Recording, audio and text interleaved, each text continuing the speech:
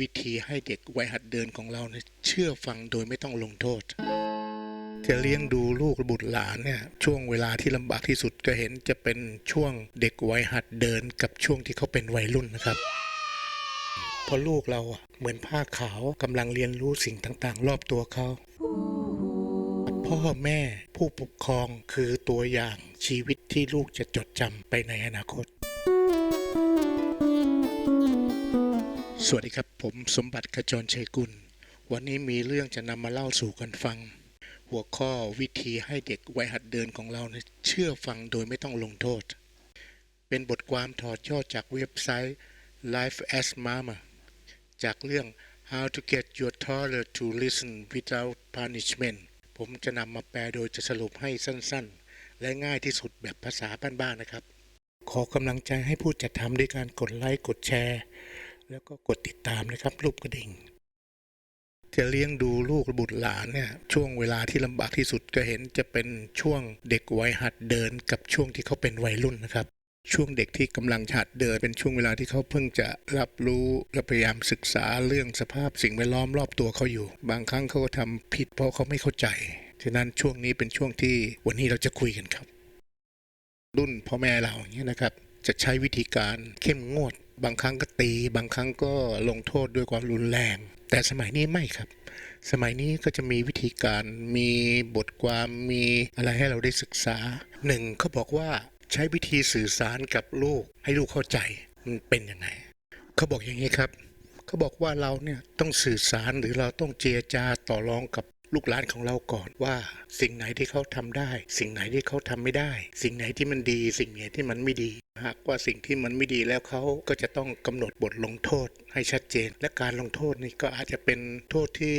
ไม่ได้ใช้อารมณ์ครับห้ามเล่นของเล่นที่เขาชอบเป็นช่วงเวลาหนึ่งกำหนดบริเวณพื้นที่ในพื้นที่ที่เขาไม่สามารถไปตรงอื่นได้ในช่วงเวลาหนึ่ง2หลีกเลี่ยงการปะทะอารมณ์กับลูกเด็กในวัยหัดเดินเนี่ยจะซนนะเพราะว่าเพิ่งเริ่มเดินแล้วก็เหมือนกับผ้าขาวซึ่งยังไม่มีข้อมูลอะไรเลยบางครั้งก็ลองผิดลองถูกเราก็จะต้องควบคุมอารมณ์ของเราตั้งสติเสมอว่าเราจะต้องใจเย็นแล้วก็แนะนำเขาฉะนั้นบางเรื่องที่บอกให้เขาทำแล้วเขาไม่ทำเขาอาจจะไม่ชอบเราก็จะต้องเสนอทางเลือกเช่นสมมุติว่าสิ่งนี้ลูกน่าจะต้องรับทานอย่างเช่นลูกไม่ชอบกินผักเราก็อาจจะเสนอทางเลือกเป็นอาหารชนิดอื่นที่ทำให้ลูกได้ทานแล้วก็มีประโยชน์ต่อร่างกายเราก็จะไม่ปฏิเสธสิ่งหนึ่งโดยแบบเข้มงวดอะไรอย่างเงี้ยนะครับเราก็ต้องเปิดทางเลือกให้เด็กในวัยนี้สิ่งที่สำคัญที่สุดมันก็จะทำให้เราเนี่ยไม่ใช้อารมณ์ที่จะต้องปะทะกับลูก 3. รู้สาเหตุหรือต้นเหตุของใจลูกอันนี้สำคัญนะครับคือบางทีเราต้องรู้ว่าเด็กในวัยเนี่ยเขาชอบอะไรเขาอยากได้อะไรเขาอยากทำอะไรเงี้ยถ้าเรารู้ต้นสายปลายเหตุแล้วเนี่ยเราก็จะทำให้เราดูแลเขาง่ายขึ้นแล้วเราก็ไม่ฉุนเฉียวเช่นบางครั้งเขาชอบที่จะแย่งของเล่นจากเพื่อนๆอย่างเงี้ยเราก็จะต้องรู้ว่าไม่ให้เขาทำยังไง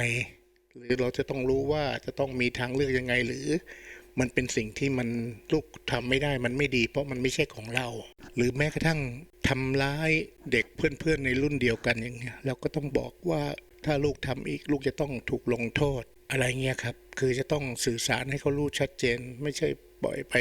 แยกแล้วปล่อยไปโดยที่เขาก็จะกลับมาทำอีกในวันหลังหรือถ้าเขาทำอีกเขาจะต้องถูกลงโทษเป็นการเตือนไปก่อนนะครับการที่จะลงโทษก็ต้องหาวิธีการหาบทกำหนดการลงโทษในแต่ละครอบครัวที่แตกต่างกันออกไปแต่เราไม่ใช่ความรุนแรงสิ่งที่สำคัญที่สุดก็คือมันจะเป็นการปูพื้นฐานสร้างนิสัยที่ดีให้กับลูกของเราอันนี้สำคัญนะครับ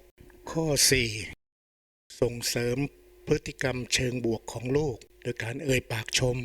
เรื่องนี้สำคัญนะครับขั้นตอนนี้มุ่งไปที่พฤติกรรมเชิงบวกและหลีกเลี่ยงการเสริมแรงเชิงลบหมายความว่าคุณควรให้การสนับสนุนเด็กในเชิงบวกเมื่อเขาทำสิ่งใดที่ถูกต้องเราก็จะต้องทำให้เขารู้ว่าสิ่งนี้มันถูกต้องแล้วก็เป็นการแบ่งเบาภาระของพ่อแม่ส่งเสริมให้เขาทำสิ่งดีๆและให้เขากลับมาทำใหม่เก็บของเล่นทำความสะอาดของเล่นทำความสะอาดของเล่นของเขาเองเราก็ต้องบอกว่าว้าวลูกเก็บของไว้เป็นที่เป็นทางเงี้ย ช่วยภาระพ่อแม่ได้เยอะเลย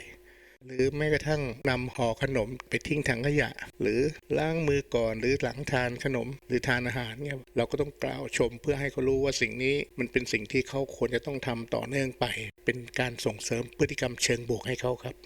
ข้อที่5ให้พ่อแม่จำไว้เสมอนะครับว่าต้องอดทนใจเย็นเพราะลูกเราเหมือนผ้าขาวกำลังเรียนรู้สิ่งต่างๆรอบตัวเขาฉะนั้นบางเรื่องเขาทำไม่ถูกเพราะเขาไม่รู้บางเรื่องเขาทำดีแล้วเราก็ต้องบอกถ้าหากบางคนบางครอบครัวไม่เข้าใจเพราะว่าภาระหลายๆอย่างบีบคั้นก็จะส่งผลทำให้เกิดความรุนแรงก็ต้องพยายามจำไว้เสมอว่าลูกเราเหมือนกับผ้าขาวเลยนะฮะเรื่องนี้สำคัญมากครับข้อ6สร้างผลลัพธ์ที่ชัดเจนให้ลูกเข้าใจแล้วก็เป็นกฎเป็นกติกาในครอบครัวเรื่องนี้ก็สำคัญนะครับเพราะว่าถ้าหากว่าเรากับลูกได้มีการกำหนดว่าสิ่งนี้ดีสิ่งนี้ไม่ดีสิ่งนี้ทำแล้วจะต้องถูกลงโทษอย่างนี้สิ่งนี้ทำแล้วจะต้องได้รับการชื่นชมได้รับการขอบคุณเพราะว่าลูกเรายังเด็กการสื่อสารเป็นสิ่งสำคัญที่สุดพ่อแม่บางคนนี่ลูกทำดีก็เฉยลูกทำไม่ดีก็แยกแล้วก็ทำเฉยอย่างนี้มันก็เป็นการที่ไม่ท่าทีให้เขาเข้าใจว่าสิ่งไหนดีสิ่งไหนไม่ดีเรื่องนี้ก็สำคัญครับ